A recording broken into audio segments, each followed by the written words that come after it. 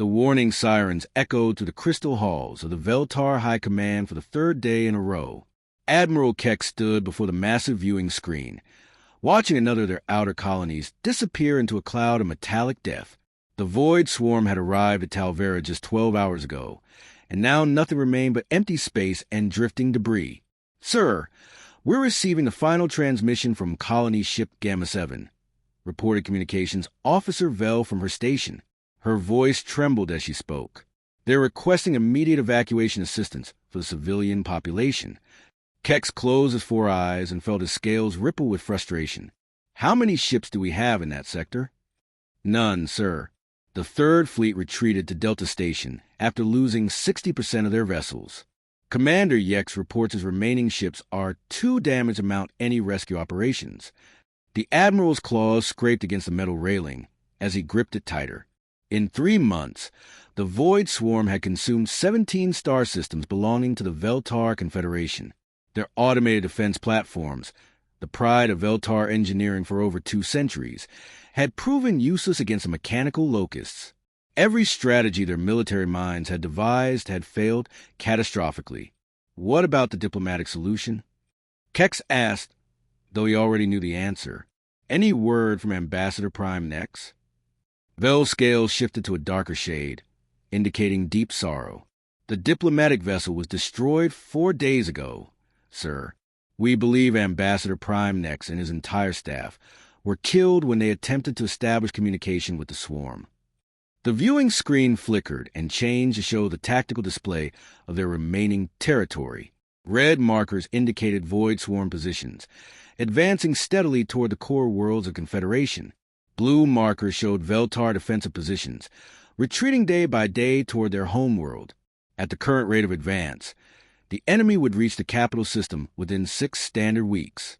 "Sir, the Council is requesting your presence in the emergency session," Vel announced. "They're discussing the final options." Kex nodded slowly and made his way through the corridors of the command station.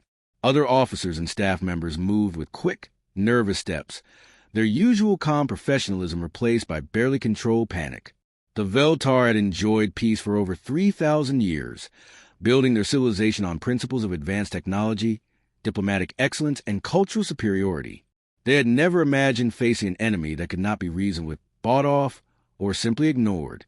The council chamber was filled with the most powerful beings in Veltar society. Council Prime Hex sat at the center of the curved table, her ancient scales gleaming under the soft lights.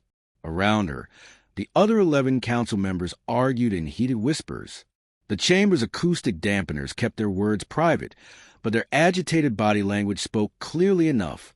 "Admiral Kex," Council Prime Hex called out as he entered, "please provide your latest military assessment." Kex activated the holographic display and showed the current tactical situation. "The Void Swarm continues to advance on all fronts. Our remaining fleets are insufficient to mount any meaningful defense. At best, we can delay their arrival at the core worlds by perhaps 10 days. What about the evacuation plans?" asked Councilmember Zex, his voice tight with worry. "We lack sufficient transport capacity to evacuate even 20% of our population.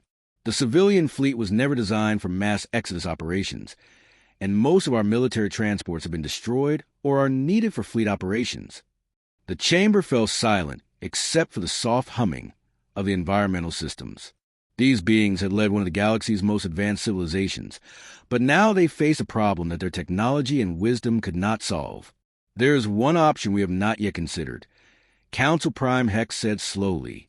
Her words carried the weight of centuries of leadership experience. "We could send out a general distress call to the galactic community." The suggestion caused an immediate stir among the council members. For millennia, the Veltar had maintained a policy of isolation, considering themselves superior to most other species in the galaxy. They had trade relationships and diplomatic contacts, but they had never asked for help from anyone. The political implications would be severe, warned Council Member Rex. "Our reputation as a self-sufficient civilization would be destroyed. Other species would see us as weak." "Better to be seen as weak than to be extinct," replied Councilmember Dex. "Besides, what choice do we have? Our military has failed. Our technology has failed. Our diplomacy has failed. Council Prime Hex raised her hand for silence. The decision is not simple, but the facts are clear. If we do nothing, our civilization will be destroyed within 6 weeks. If we send a distress call, we might receive help, or we might simply advertise our weakness to potential enemies. But we will at least have tried every possible option. The vote was closer than expected, but the decision was made. The Veltar Confederation would break thousands of years of isolation and ask the galaxy for help. The distress beacon was prepared with careful attention to detail. It contained a complete summary of the Void Swarm threat, detailed tactical information about their capabilities, and a formal request for military assistance. Most importantly, it included an offer of substantial reward for any civilization willing to help them survive. Broadcasting on all standard diplomatic frequencies, reported the communications technician. The signal will reach approximately 400 known civilizations within 72 hours.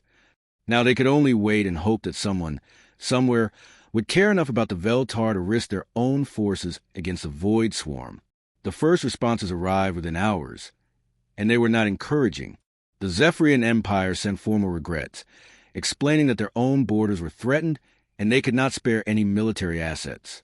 The Crystal Collective replied with a philosophical meditation on the nature of extinction and the acceptance of fate. The hive world of Sector 7 simply ignored the message entirely. More responses came over the following days, but the pattern remained the same. Some civilizations sent sympathetic messages, but no actual help. Others offered to accept Veltar refugees, but only in small numbers and at cost the Confederation could not afford. A few seemed to take satisfaction in the mighty Veltar being brought low, their responses barely concealing their pleasure at seeing their former rivals facing destruction. On the third day after the beacon was sent, something different arrived in the communications array.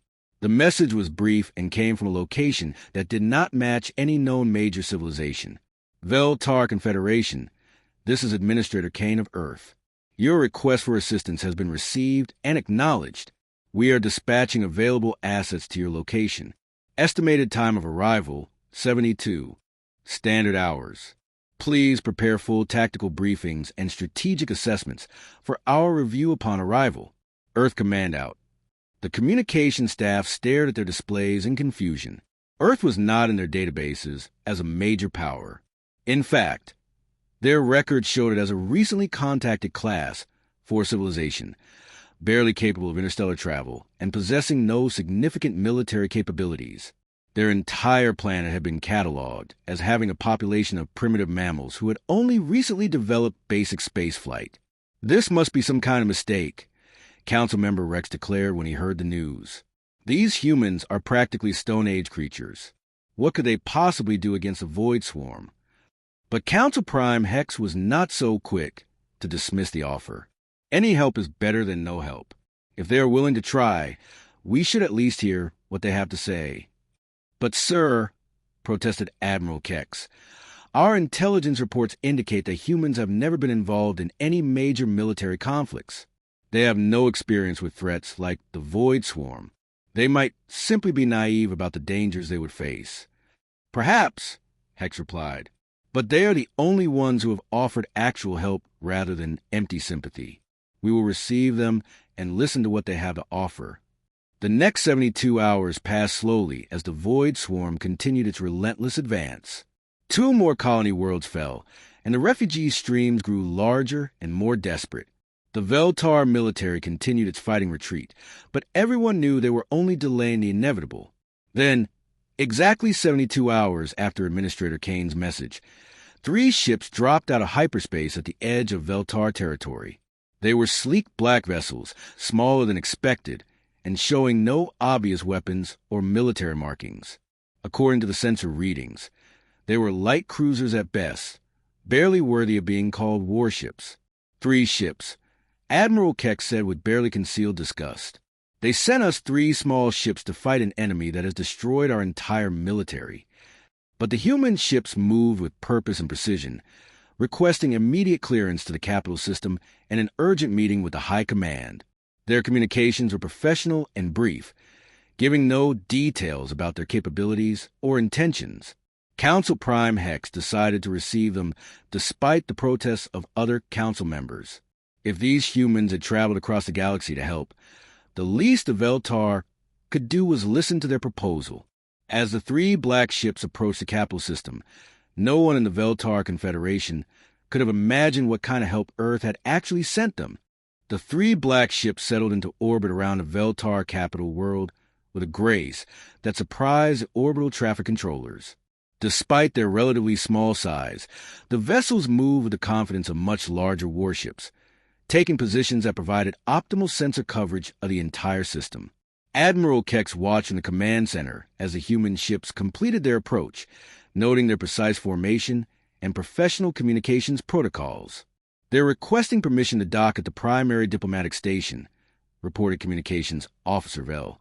They say they have 3 representatives who need immediate access to the High Command. 3 representatives for 3 ships, muttered Council Member Rex, who had joined the Admiral to observe the arrival. How very efficient of them. The docking procedure went smoothly, and within an hour the human delegation was being escorted through the diplomatic station's corridors. Security cameras tracked their progress, and what the Veltar saw did nothing to inspire confidence. The 3 humans walked calmly through the alien environment, showing no signs of nervousness or awe at the advanced Veltar architecture. They wore simple dark uniforms with no visible rank insignia or ceremonial decorations. The first human was a tall man with short brown hair and steady gray eyes. He moved with careful, measured steps and seemed to be constantly observing everything around him. His companions followed slightly behind, deferring to his apparent leadership. The second human was a woman with black hair pulled back in a practical style. She had a lean build and moved with fluid grace, but there was something predatory in the way she carried herself. Her dark eyes missed nothing as they traveled through the station. The third human was older than the other 2, with graying hair and smile lines around his eyes. He appeared more relaxed than his companions, but the Veltar security personnel noted that he asked subtle questions about station layout and emergency procedures as they walked. Council Prime Hex had assembled the full High Command in the main conference chamber to receive the human delegation. 12 council members, Admiral Kex, and various military advisors filled the room, creating an impressive display of Veltar authority. The chamber itself was designed to intimidate visitors, with its soaring crystal walls and floating holographic displays, showing the power and reach of the Confederation. The 3 humans entered the chamber without ceremony and took positions at the center of the floor. They showed no reaction to the elaborate surroundings or the assembled dignitaries. The tall man stepped forward and spoke in clear, unaccented galactic standard. Council Prime Hex, members of the High Command, I am Marcus. These are my colleagues Elena and Tom. We represent Earth's response to your request for assistance. The simplicity of the introduction caught the Veltar off guard. They had expected formal titles, elaborate credentials, or at least some indication of the human's authority to speak for their planet.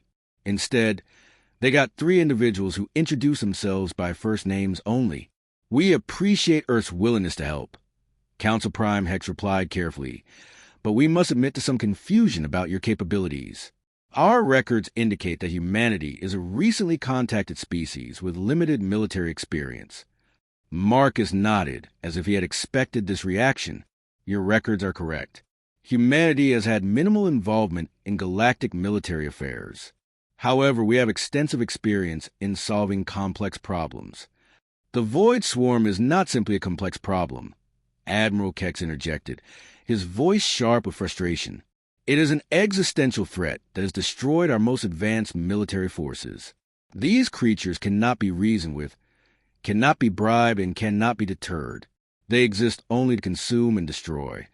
The woman named Elena spoke for the first time, her voice calm and measured.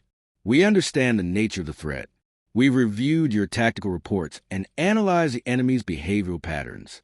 The Void Swarm operates on principles that are quite familiar to us. Familiar? Council Member Rex leaned forward, his scales rippling with skepticism. How could a species that has never faced such an enemy claim familiarity with it? Tom, the older human, smiled in a way that somehow made several council members uncomfortable. Every species develops its own approach to conflict resolution. Humanity has become quite good at identifying weaknesses and exploiting them effectively. What weaknesses? Admiral Kex demanded. We've been fighting these creatures for 3 months. They show no signs of fatigue, no logistical limitations, no command structure vulnerabilities. They simply advance and consume everything in their path. Marcus reached into his uniform and produced a small data pad. May we access your tactical networks? We need real-time intelligence on current Void Swarm positions and recent behavioral data. The request sent a ripple of unease through the assembled Veltar.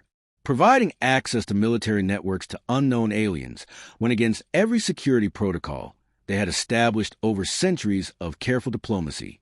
That information is highly classified. Admiral Kex said stiffly, "We cannot simply grant access to sensitive military data to representatives of an unknown species." Elena's expression didn't change, but something in her posture shifted slightly. "Admiral, your civilization will be extinct in approximately 43 days if current loss rates continue. Your security protocols are admirable, but they may not be relevant much longer." The blunt assessment hit the chamber like a physical blow. The Veltar had been avoiding such precise calculations, preferring to speak in terms of weeks or indefinite time periods. Hearing their doom reduced to a specific number of days was deeply unsettling. "Even if we grant you access to our networks," Council Prime Hex said slowly, "what do you propose to do with 3 small ships against an enemy that has destroyed hundreds of our vessels?" Tom's smile widened slightly. "Council Prime, you asked for help. We're offering it, but we need to work within our areas of expertise, which may not align with traditional military thinking." "What areas of expertise?" Council Member Dex asked. "What qualifications do you have for dealing with this type of threat?" The 3 humans exchanged glances, and Marcus spoke again. "We specialize in problem resolution. Each of us has experience with situations where conventional approaches have failed and alternative methods are required." "Alternative methods?" Admiral Kex's voice carried a note of growing alarm. "What kind of alternative methods?" Elena stepped forward slightly. "Admiral, your military has been fighting the Void Swarm as if it were a conventional enemy fleet. You've tried to match their firepower, outmaneuver their formations, and defend fixed positions. These approaches have failed because you're fighting the wrong kind of war. Then what kind of war should we be fighting?" Council Prime Hex asked. Tom answered this time, his casual tone contrasting sharply with the gravity of his words. "The kind of war where the enemy's strengths become irrelevant and their weaknesses become fatal. The kind where victory comes not from destroying the enemy, but from making them destroy themselves." The chamber fell silent as the implications of Tom's statement sank in. The Veltar had always prided themselves on their civilized approach to conflict, preferring negotiation and compromise to violence. The idea of manipulating an enemy into self-destruction was both alien and disturbing to them. "You're talking about deception and manipulation," Councilmember Rex said, his voice filled with distaste. "The Veltar did not engage in such tactics." Marcus nodded respectfully. "We understand your cultural preferences, Council Member. However, your culture is currently facing extinction. Sometimes survival requires methods that may not align with preferred approaches. Are you suggesting we abandon our principles to survive?" Council Prime Hex asked. "We're suggesting you let us handle this problem in our own way," Elena replied. "You don't have to abandon your principles. You just have to let us work." Admiral Kex stood up abruptly, his scales darkening with anger. "This is absurd. 3 unknown humans with 3 small ships think they can solve a problem that has defeated our entire confederation. What makes you think you can succeed where we have failed?" The question hung in the air for several seconds before Marcus answered. "Because we've solved similar problems before." "When?" Admiral Kex demanded. "Where? Show us your military records, your battle histories, your previous victories against comparable threats." Tom's smile faded, and for the first time since entering the chamber, his expression became serious. "Admiral, some victories are not recorded in public military records. Some problems are solved in ways that governments prefer not to document officially." The implication was clear, and it sent a chill through the assembled Veltar. These humans were not conventional military officers or diplomatic representatives. They were something else entirely, something that operated in the shadows and achieved results through methods that required no official recognition. What exactly are you? Council Prime Hex asked quietly. Elena answered with simple directness. We're the people Earth sends when conventional solutions won't work. Before anyone could respond, the chamber's emergency alarm began sounding. Communications Officer Vell's voice crackled through the intercom system with urgent news. Council Prime, we're receiving reports from the outer defense perimeter. The Void Swarm has accelerated their advance schedule. They're moving toward the Kextar system 18 hours ahead of projections. The news hit the chamber like an explosion. Kextar was home to over 2 billion Veltar civilians and served as a primary industrial center for their remaining territory. If it fell, the Confederation's ability to maintain any organized resistance would collapse. Marcus turned to Council Prime Hex with calm urgency. Council Prime, we need that network access now. And we need operational autonomy to implement our solution. Operational autonomy? Admiral Kex sputtered. You want us to give you complete freedom to act without oversight or approval? Yes, Tom said simply. Because oversight and approval take time, and time is something your people no longer have. Council Prime Hex looked around the chamber at her advisors and fellow council members. She saw fear, desperation, and the growing realization that their options had run out. The three humans stood quietly in the center of the room, waiting for her decision with professional patience. If we grant you this authority, she said finally, and you fail, our civilization dies. Marcus met her gaze steadily. Council Prime, if you don't grant us this authority, your civilization dies anyway. The only difference is whether you try everything possible before that happens. The chamber fell silent, except for the distant sound of alarms and the hurried footsteps of personnel responding to the emergency. Council Prime Hex realized that she was about to make a decision that would either save her people or damn them, and she had no way of knowing which it would be. Council Prime Hex stared at the three humans for what felt like an eternity before speaking. The emergency alarms continued to echo through the chamber, reminding everyone that while they debated, millions of Veltar civilians faced imminent death. Her scales shifted to a pale blue, indicating the deep stress she felt at making such a momentous decision. Very well, she said finally. You have operational autonomy. But I want daily reports on your activities and immediate notification of any major actions you plan to take. Marcus shook his head slowly. Council Prime, with respect, that won't work. What we do requires complete discretion and the ability to act without delay. Reports and notifications could compromise our effectiveness. Then how do we know you're not making the situation worse? Admiral Kex demanded. How do we know you're not secretly working with the enemy? Elena's expression remained neutral, but her voice carried a subtle edge. Admiral, if we were working with the enemy, your civilization would already be extinct. The Void Swarm doesn't need inside help to destroy you. Tom stepped forward with his characteristic smile. Council Prime, you call for help because your conventional methods failed. We represent unconventional methods. But unconventional methods don't work when they're supervised by conventional thinking. The logic was frustrating but undeniable. Council Prime Hex felt the weight of her species' survival pressing down on her shoulders. Every instinct told her not to trust these mysterious humans, but every fact told her she had no choice. Granted, she said finally, complete operational autonomy. But if you fail, or if we discover you betrayed our trust, the consequences will be severe. Marcus nodded respectfully. Understood. We'll need access to your military networks, your intelligence databases, and your communication systems. We'll also need workspace where we can operate without interruption. Done, Council Prime Hex said. She turned to Admiral Kex.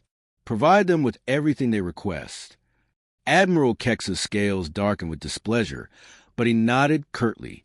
Follow me, he told the humans. The three humans were escorted to a secure facility deep within the capital's military complex. The room they were given had been designed for crisis management, with multiple display screens, communication arrays, and direct links to every major Veltar military system.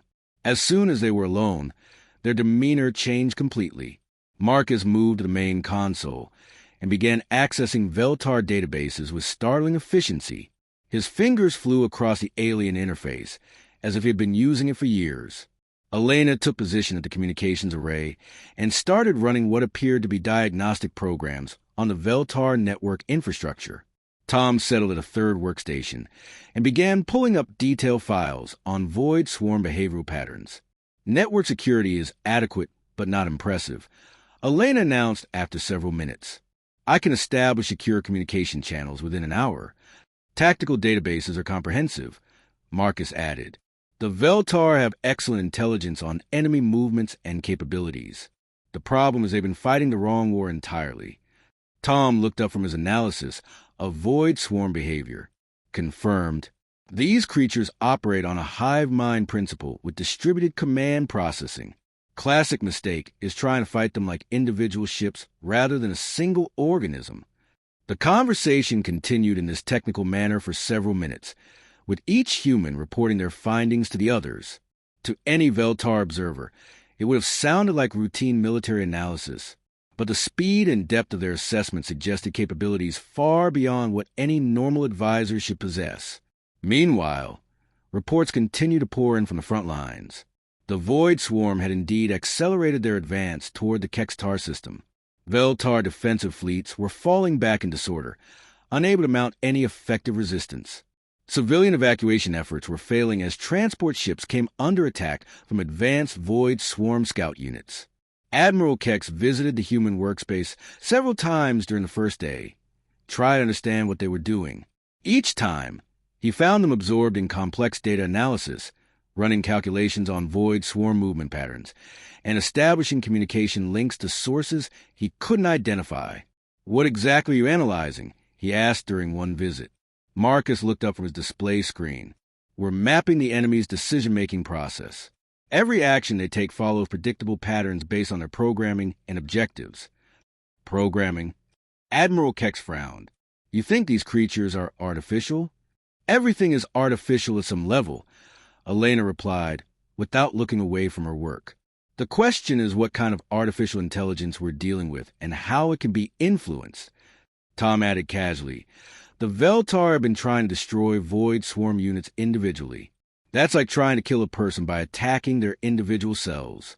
Much more efficient to target the nervous system." These comments made Admiral Kex increasingly uncomfortable, but he couldn't argue with the human's apparent expertise. They spoke about the enemy with a confidence that suggested deep understanding, even though they had never encountered the Void Swarm before their arrival. By the second day, strange reports began reaching Veltar command centers. Forward scouts reported that several Void Swarm formations had suddenly changed course without apparent reason. Enemy units that had been advancing steadily toward populated systems suddenly veered off toward empty space. Most puzzling of all, some Void Swarm groups seemed to be slowing down or stopping entirely. "This makes no sense," Admiral Kex told Council Prime Hex during their daily briefing. "The enemy has never shown this kind of erratic behavior before. Their advance has always been methodical and predictable. What do the humans say about it?" Council Prime Hex asked. "That's the problem. They claim they don't know what's causing these changes. They say they're still analyzing the situation and gathering data." Council Prime Hex felt a growing unease. The timing of these strange enemy behaviors, coming just after the humans arrived, seemed too convenient to be coincidental. But when she tried to discuss it with Marcus, Elena, and Tom, they provided technical explanations that sounded plausible but somehow felt incomplete. Complex systems often exhibit unexpected behaviors under stress, Marcus explained when she questioned him. The Void Swarm may be responding to factors we don't yet understand, such as... Council Prime Hex pressed. Elena answered smoothly. Environmental variables, resource limitations, internal programming conflicts. There are dozens of possibilities. We're investigating all of them.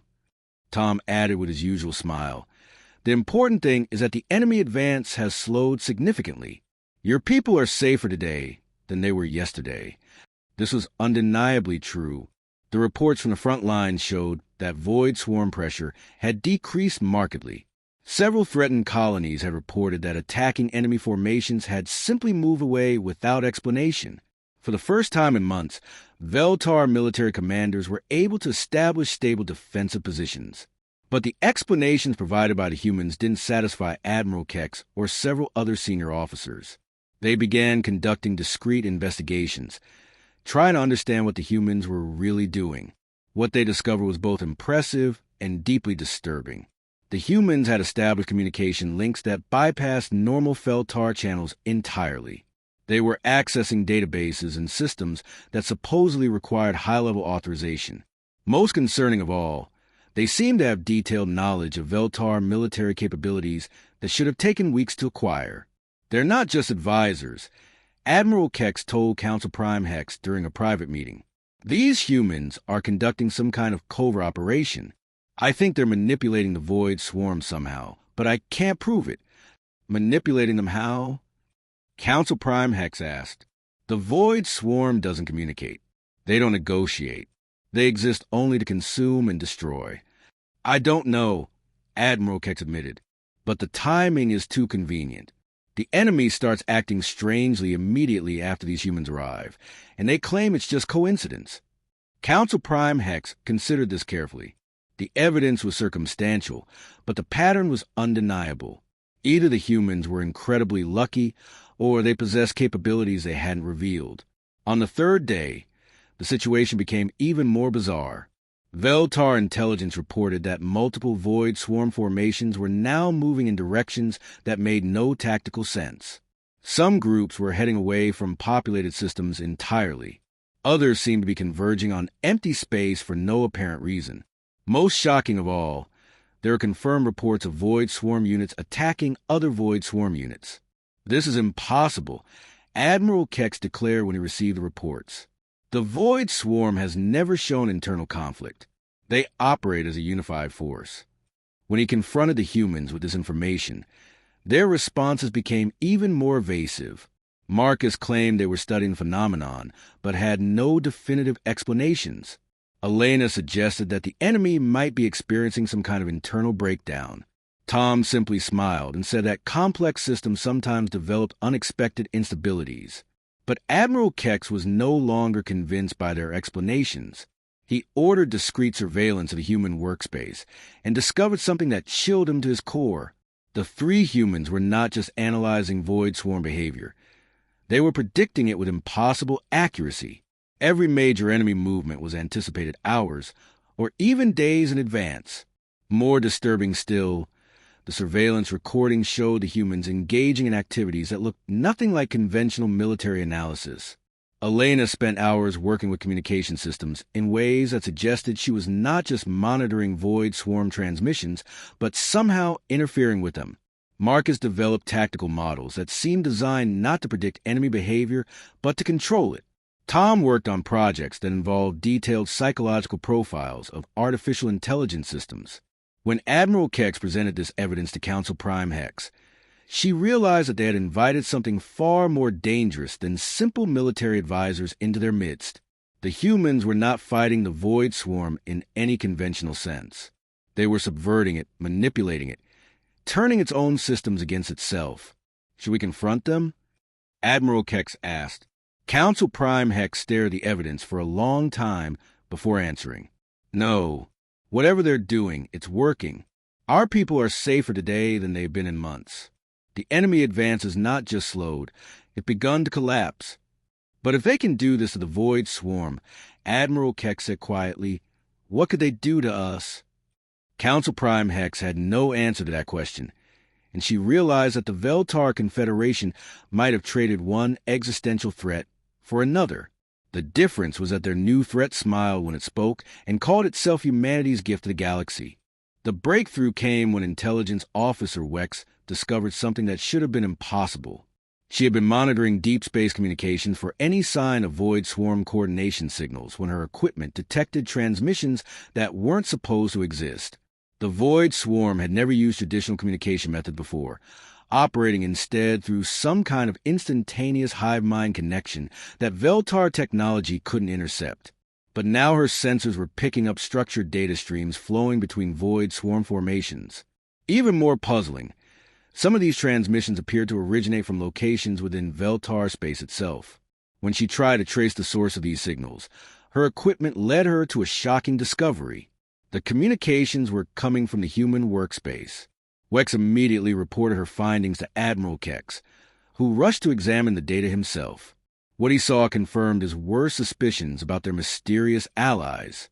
The humans weren't just monitoring Void Swarm communications. They were generating them. "This is impossible," he muttered as he studied the transmission logs. How could they access enemy communication systems? How could they even understand a language or protocols? Wex's scales had turned pale with fear. "Sir, it gets worse. I've been analyzing the content of these transmissions. They're not random data streams. They appear to be command instructions." Admiral Kex felt his blood turn cold. "Command instructions? You mean the humans are giving orders to the Void Swarm?" "That's what the data suggests, sir. And based on the timing, these instructions correspond exactly with the strange behavior changes we've been observing in enemy formations." The implications were staggering. For 3 days, the Veltar had watched him grow in amazement as the seemingly unstoppable Void Swarm began to falter and fragment. Enemy formations had started moving erratically, attacking each other, or simply stopping their advance for no apparent reason. The humans had claimed these changes were due to natural system breakdowns or environmental factors. Now it appeared that the humans have been orchestrating every single one of these changes. Admiral Kex made a decision that would have seemed impossible just days earlier. He was going to confront Earth's representatives directly and demand the truth about their methods. If they were somehow controlling the Void Swarm, he needed to understand how and why. He found the 3 humans exactly where they had been for the past 3 days, working intently at their various stations in the Crisis Management Center. Marcus was studying tactical displays that showed Void Swarm positions across multiple star systems. Elena was manipulating communication arrays with practice efficiency. Tom was running complex simulations that appeared to model artificial intelligence behavior patterns. "We need to talk," Admiral Kex announced as he entered the room. The 3 humans looked up from their work with expressions of polite attention. Their calm demeanor only increased Admiral Kex's suspicion that they knew exactly why he was there. "Of course, Admiral," Marcus said smoothly. "How can we help you?" "You can start by explaining how you're communicating with the Void Swarm," Admiral Kex said bluntly. "Our intelligence division has detected transmission signals flowing between your equipment and enemy formations." Elena and Tom exchanged glances, but Marcus answered without hesitation. "We've been working to understand their communication protocols. It's part of analyzing their behavioral patterns." "Understanding their protocols is one thing," Admiral Kex replied. "Transmitting commands to them is something else entirely. Are you, or are you not giving orders to Void Swarm units?" The question hung in the air for several seconds. Tom's perpetual smile faded slightly, and Elena's posture became more alert. Marcus studied Admiral Kex with calculating eyes before answering. "Admiral, what would you prefer? That we continue helping your people survive, or that we explain our methods in detail?" "I want both," Admiral Kex said firmly. "My people deserve to know how they're being saved, and what price they might be paying for that salvation." Marcus stood up slowly and walked to the main display screen. With a few keystrokes, he brought up a comprehensive tactical map showing Void Swarm positions throughout Veltar space. Red markers indicated enemy formations, but now many of those markers showed confused movement patterns, internal conflicts, or complete inactivity. "The Void Swarm operates as a distributed artificial intelligence," Marcus explained. "Individual units don't think independently. They receive instructions from a collective processing system that coordinates all their actions." "We know this already," Admiral Kex said impatiently. "What we don't know is how you're interfering with that system." Elena spoke up from her workstation. "Every communication system has vulnerabilities, Admiral. The more complex the system, the more vulnerabilities it has. The Void Swarm's collective intelligence is extremely complex." "You're saying you've hacked into their hive mind?" Admiral Kex asked incredulously. Tom's smile returned, but it was different now, colder and more calculating. "We prefer to think of it as providing alternative guidance. The Void Swarm still thinks it's following its original programming. It just happens to be receiving some additional instructions that help clarify its priorities." The casual way Tom described manipulating an enemy's fundamental decision-making process sent chills through Admiral Kex. He realized he was dealing with beings who possessed capabilities that bordered on the incomprehensible. "What kind of instructions?" he demanded. Marcus returned to his workstation and pulled up a series of data streams that meant nothing to Admiral Kex, but apparently contained detailed information about Void Swarm operations. "We've been gradually introducing contradictory directives into their command structure. Some units now believe their primary target is other Void Swarm formations.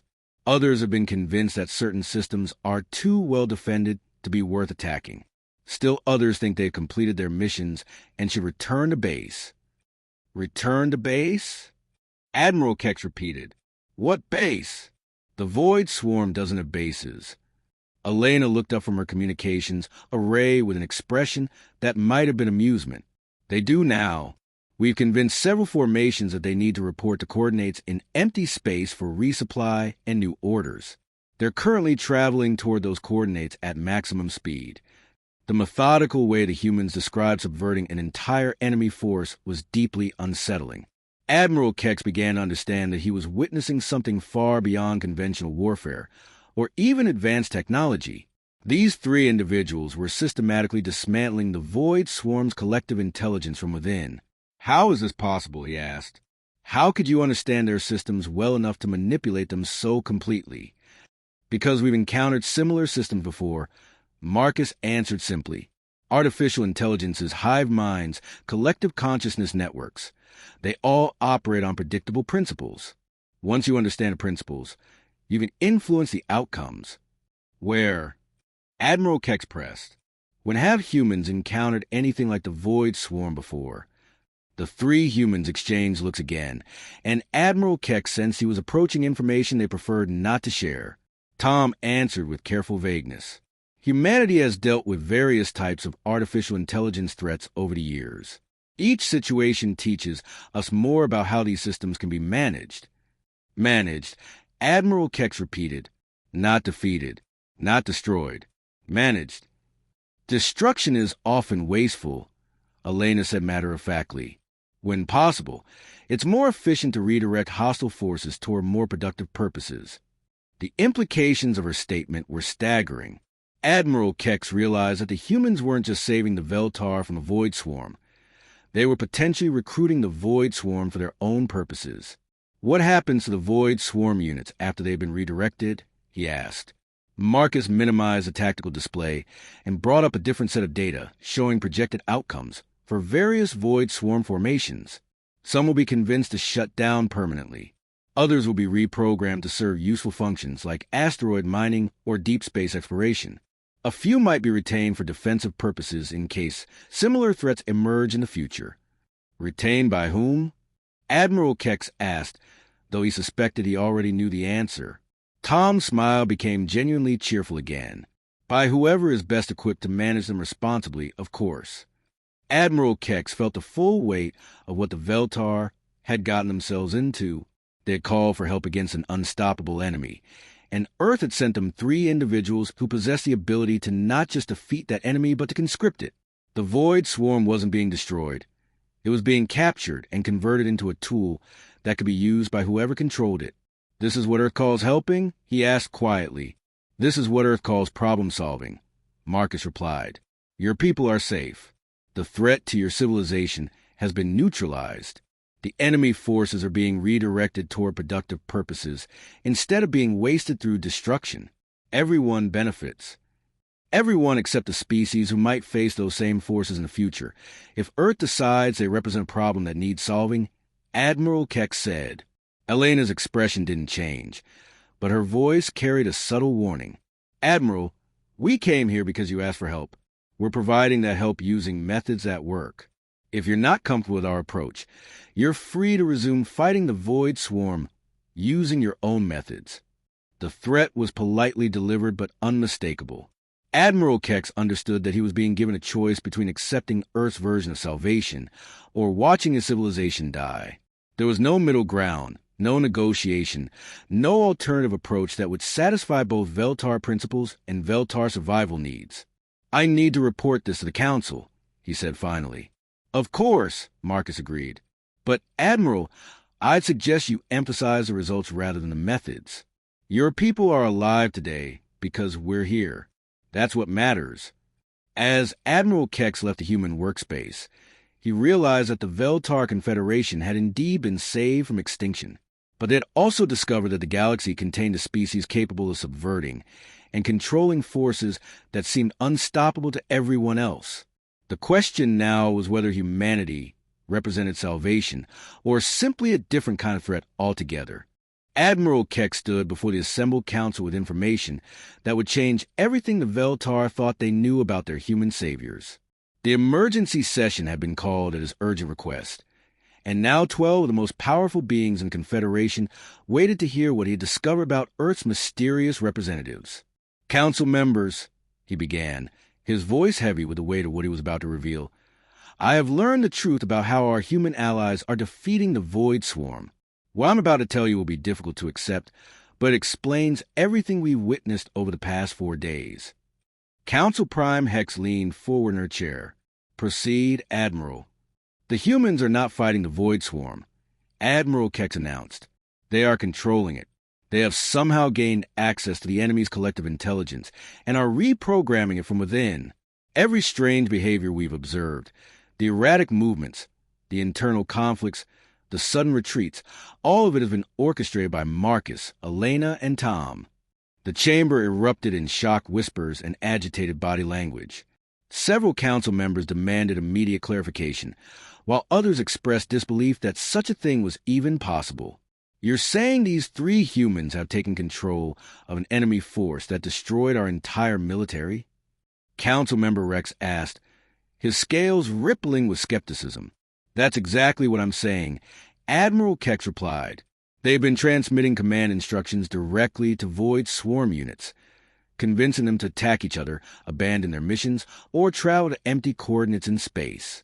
The enemy isn't being defeated. It's being recruited." Council Prime Hex processed this information with the careful thought that it made her an effective leader for over 2 centuries. "What evidence do you have to support this claim?" Admiral Kex activated the chamber's display system and showed the communication intercepts that Intelligence Officer Wex had discovered. The data streams flowing between human equipment and Void Swarm formations were undeniable proof of active coordination. "Furthermore," he continued, "when I confronted them directly, they didn't deny what they were doing. They explained their methods quite openly, as if manipulating an enemy's fundamental decision-making processes was a normal part of military operations." "What did they say about their ultimate intentions?" Councilmember Dex asked. "They claimed the Void Swarm units would be reprogrammed for peaceful purposes like mining and exploration. But they also mentioned that some might be retained for defensive purposes by whoever is best equipped to manage them responsibly." The implication was clear to everyone in the chamber. Earth was not just saving the Veltar from the Void Swarm. They were claiming ownership of the enemy forces for their own future use. Council Prime Hex stood and began pacing, a behavior that indicated deep stress among her species. "So we face a new question. Are we better off with the Void Swarm destroying us, or with humans controlling forces that could destroy us?" "At least the Void Swarm was predictable," Councilmember Rex muttered. "They simply consumed everything in their path. These humans are manipulating enemies and allies alike, and we have no idea what their true goals might be." "Their true goals may be irrelevant," Admiral Keck said grimly. "What matters is their capabilities. If they can subvert the Void Swarm this completely, what could they do to our own systems, our own people?" The question hung in the air like a physical presence. Every council member understood the implications. A species capable of hacking into and controlling artificial intelligence networks might also be capable of influencing biological minds or technological systems. Should we confront them? Council member Zex asked. Demand that they explain their long-term intentions? What leverage do we have? Council Prime Hex replied. They've already demonstrated that they can achieve impossible results. If we threaten them, they might simply leave and let the Void Swarm resume its advance. If we try to force them to stay, they might decide we represent a problem that needs solving. The brutal logic of their situation was undeniable. The Veltar had become dependent on beings whose capabilities they didn't understand and whose intentions they couldn't predict. They were alive because humanity had chosen to save them, but they remained alive only as long as humanity continued to choose their survival. As if summoned by their discussion, the Chamber's communication system activated with an incoming message from a human workspace. Marcus's calm voice filled the room with professional courtesy. Council Prime Hex, this is Marcus. We wanted to inform you that the Void Swarm threat has been successfully neutralized. All enemy formations have been redirected away from Veltar space. Your people are now safe from further attack. The news should have been cause for celebration, but the mood in the chamber remained somber. Council Prime Hex activated the reply system with careful formality. Thank you, Marcus. We are grateful for your assistance. When will you be departing our space? There was a brief pause before Marcus responded. Actually, Council Prime, we'd like to schedule a final meeting with your leadership.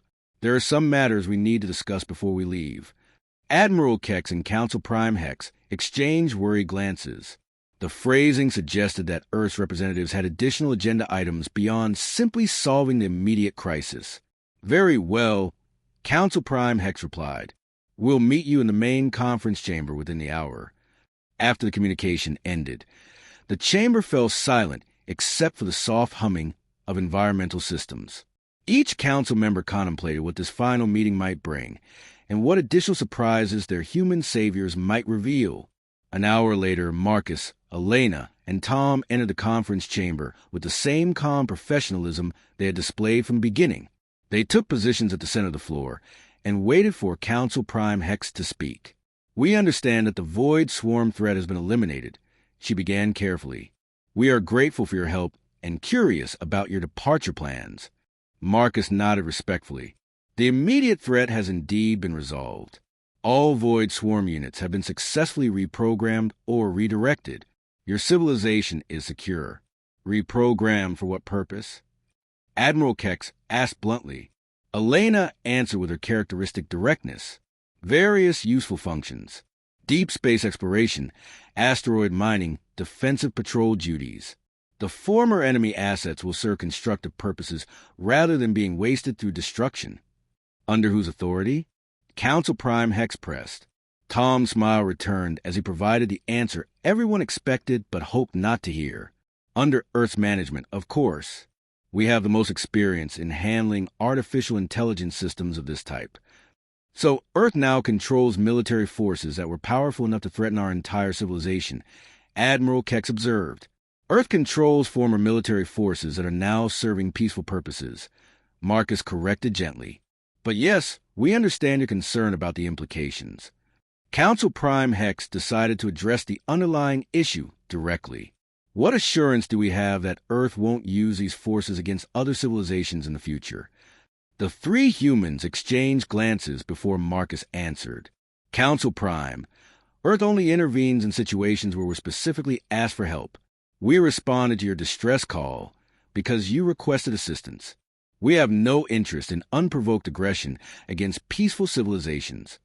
But you do have interest in maintaining capabilities that would allow such aggression if you chose to pursue it, Admiral Kex said. Elena's expression remained neutral. Admiral, every advanced civilization maintains defensive capabilities. The difference is that Earth's capabilities are uniquely effective against certain types of threats. Tom stepped forward with his characteristic casual manner, which brings us to the main purpose of this meeting. Earth would like to establish ongoing consulting relationships with civilizations in this region. Consulting relationships? Council Prime Hex asked warily. Advisory positions, Marcus explained. Nothing invasive or controlling. Simply the opportunity to provide guidance when complex problems arise that might benefit from our particular expertise. The offer was presented as a simple business proposal, but everyone in the chamber understood the underlying message. Earth was offering protection services to civilizations that might face threats beyond their ability to handle. The alternative, facing such threats without Earth's help, had already been demonstrated to be fatal. What would such consulting relationships involve? Council Prime Hex asked. Minimal requirements, Tom replied cheerfully. Occasional briefings on regional security situations. Access to relevant intelligence when problems arise. the opportunity to station small advisory teams in key locations. Very standard arrangements.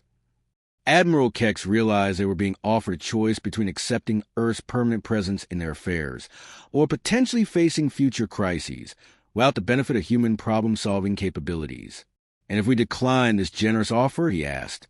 Marcus answered with polite understanding. Then we respect your decision completely. Earth has no desire to impose unwelcome assistance on anyone. We'll depart your space and return to our own affairs. The choice was presented as completely voluntary, but the implications were clear. Civilizations that accepted Earth's consulting services would have access to capabilities that could solve apparently impossible problems. Those that declined would be on their own when such problems arose. Council Prime Hex looked around the chamber at her fellow council members and saw her own thoughts reflected in their expressions. They had learned that the galaxy contained threats that could destroy entire civilizations, and that it also contained a species capable of neutralizing such threats through methods that bordered on the incomprehensible.